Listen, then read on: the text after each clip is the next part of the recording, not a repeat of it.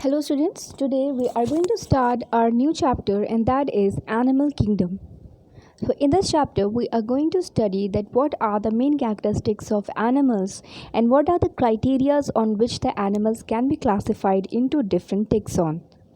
Plus we are also going to study about the different classifications in the animal kingdom. So let's get started. So, if we are to define an animal, how can we define it? Animals are multicellular and heterotrophic organisms without cell wall and chlorophyll. There are certain bases on which the animals can be classified into different groups, and they are basically six bases on which the animals can be classified. So the very first one is levels of organization, second is body symmetry, third is the germinal layers, fourth coelom, fifth metamerism segmentation, and the sixth one is notochord. Then if we are to start with the level of organization, then based on the organization of cells, animals are grouped into four levels. The first one is cellular level of organization, second is tissue level of organization, third is organ level of organization, and the fourth one is the organ system level of organization. The very first one is the cellular level of organization, where the cells are arranged as loose cell aggregates. So the animals are classified on the basis of their cellular level of organization, means the animals are composed of a loose aggregate mass of cells. For example, the phylum Porifera. Second is the tissue level, where the cells are arranged into tissues. We all know that what is a tissue? A tissue is a group of cells from a common origin and performing a similar function. So that means there are some animals, they are having the tissue level of organization. For examples, in the cnidarians and ctenophores. Third type of level is the organ level of organization, where the tissues are arranged into organs. So in some animals, instead of cells, loose aggregates of cells, and instead of tissues, they are having some well-defined organs in them, and the examples are from Platyhelminthes phylum to the phylum Chordates. All the animals are having organ levels of organization. And the last one is the organ system level of organization, where the organs are associated to organ system, means such animals are having a well defined organ system and several organ systems are present in them, which are physiologically interconnected with each other, means they are a complete organism with well defined organs and organ system. For example, the higher animals. Okay, higher animals, from the word higher animals, we means that from the phylum Chordates. Okay, then we can also classify the organisms or the animals on the basis of the type of digestive system they have. If they are having incomplete digestive system, or they are having the complete digestive system. Okay, so you can see what is digestive. If in the digestive system they are having only a single opening that acts both as the mouth and as the anus, then that type of digestive system is considered that incomplete. Complete digestive system has two openings, and both the openings are separate from each other. One will serve for the purpose of mouth and the other for the anus. Okay, then on the basis of circulatory system also we can classify the organisms, if they are having open type of circulatory system or if they are having closed type of circulatory system.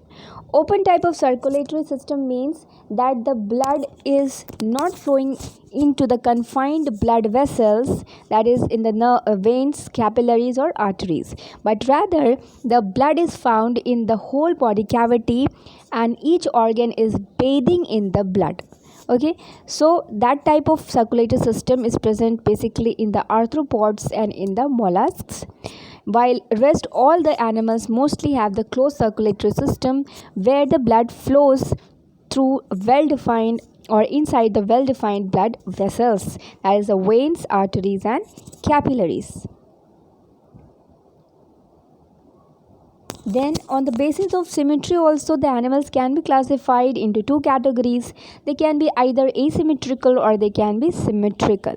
So, first of all, what is symmetry? Symmetry is the arrangement of similar body parts on two sides of main axis of the body, and accordingly, if an animal's body cannot be divided into two equal halves through any plane, then such type of animal is considered as asymmetrical. For example, all most of the sponges or the poriferans and the snails, they are asymmetrical, means they cannot be divided into two equal half from any plane.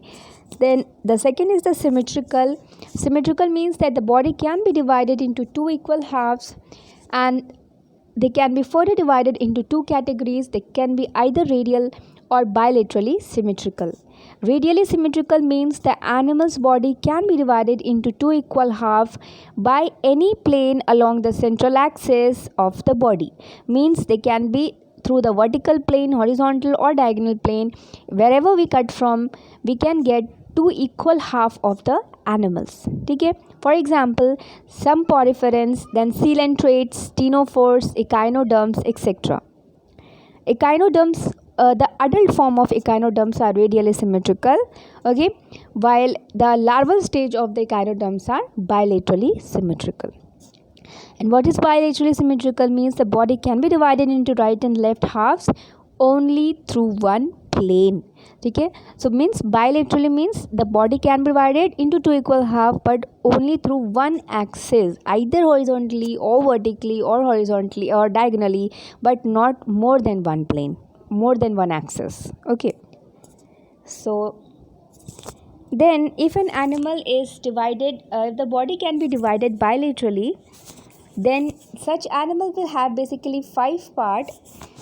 The upper part is considered as the dorsal part, the lower side is considered as the ventral side, the left and the right sides are known as the lateral sides, the head portion or the cephalic region is the anterior side, and the tail portion is the posterior side.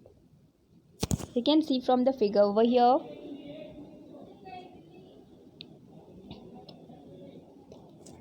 Then the basis of classification on the basis of germinal layers. So what are the germ layers? These are the layers of the embryo from which all the body organs are formed. So accordingly, based on the number of the germ layers, the animals can be either diploblastic or they can be triploblastic. Now what is this diploblastic and triploblastic animals?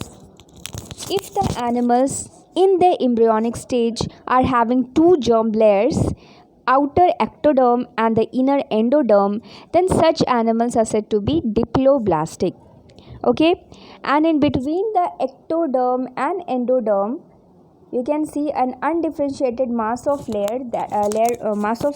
undifferentiated mass of cells, red in color, that is known as mesoglia. Okay, you can see from the figure over here, that is ectoderm, the very first figure, ectoderm, endoderm and mesoglia. Okay, and those animals which in their embryonic stage have three germ layers, the outer ectoderm, the middle mesoderm and the internal endoderm, then such animals are said to be triploblastic animals. Okay, you can see here ectoderm, mesoderm and endoderm, three layers are there, so they are triploblastic, and diploblastic means they are having two layers. Diploblastic animals are basically cnidarians and ctenophores, and triploblastic are basically platyhelminthes to chordates, means from platyhelminthes to the phylum chordates, all the animals are triploblastic in nature. Then on the presence of the type of the body cavity or the coelom. What is a body cavity? A body cavity is also known as coelom. It is the cavity which is lined by the mesoderm. So if you are asked to write what is a body cavity or coelom, so the definition is that the space or the cavity between the body wall and the gut wall which is lined by the mesoderm on both the sides, that is known as the coelom. So if an animal is having that is space between, if the animal is having no space between the body wall and the gut, that is the alimentary canal, and that space is filled with matrix, So that is known as the acoelomate animal, means they are having no coelom. In such animal there will be only three layers: the ectoderm, mesoderm and endoderm.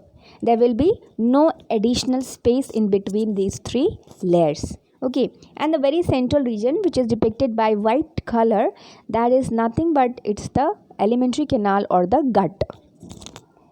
Then the next is the pseudocoelomate or the false coelom, means here the body cavity is not the actual body cavity, because it is not lined by the mesoderm.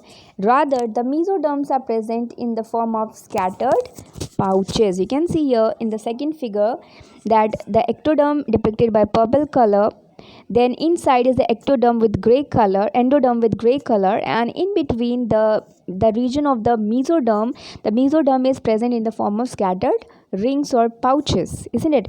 And the space between these pouches depict that there is a cavity, but actually that is not a true cavity. Okay, so that is the pseudocoelom, and such type is found in Asclepianthus. Porphyra to platyhelminthes are acoelomates, while the pseudocoelomates are the Asclepianthus. And the last one is the coelomates or the true coelom.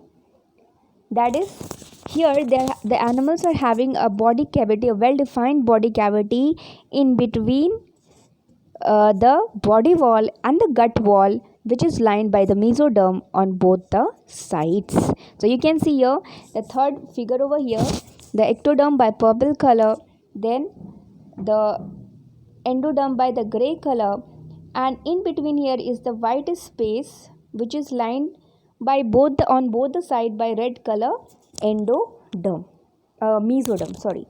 So that means in coelomate, the body cavity will be there between the body wall and the gut wall, and that will be lined on both the sides by mesoderm. Examples: from Annelida to the phylum Chordata, all the animals are coelomates, means they are having true coelom. Here is also one figure which is telling you that what is actually the coelom. You can see here the digestive system is drawn in this figure. The body wall is there, the gut wall means the alimentary canal wall is there, and in between the space is known as the coelom. So what is the function of coelom? Coelom basically accommodates, the function of coelom is it basically accommodates the visceral organs. Then second, the coelomic fluid reduces the friction between the visceral organs, and the coelomic fluid acts as shock absorber. Okay, means it protects the organs against the mechanical injuries. Next is the metamerism. What is metamerism? It is a phenomena in which the body or organs is externally and internally divided into repeated segments, and each repeated segments are called metamers, and this phenomena is known as metamerism, and the animal is said to be metamerically segmented. For example, annelids and arthropods. So that means there will be in earthworm you can see certain segments are there, and these segments are not only on the surface, but rather these surfaces are also present deep inside also, means the external segmentation along with the internal segmentation is present in such animals which show metameric segmentation, and every segments consist of some or the other organs which are repeated in each segment, means each segments will have similar organs in them.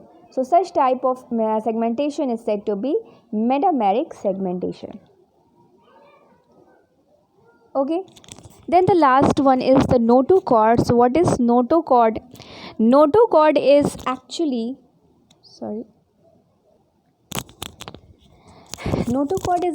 a mesodermally derived supporting rod formed on the dorsal side during embryonic development in some animals. Okay, that means notochord, if we say in a lame language, what is notochord? Notochord in higher animals is nothing but it's the backbone. Okay, it's actually the thing which gets converted into the vertebral column. So basically there are some, and on the basis of the presence or absence of the notochord, the animals can be classified either as non-chordates or they can be chordates.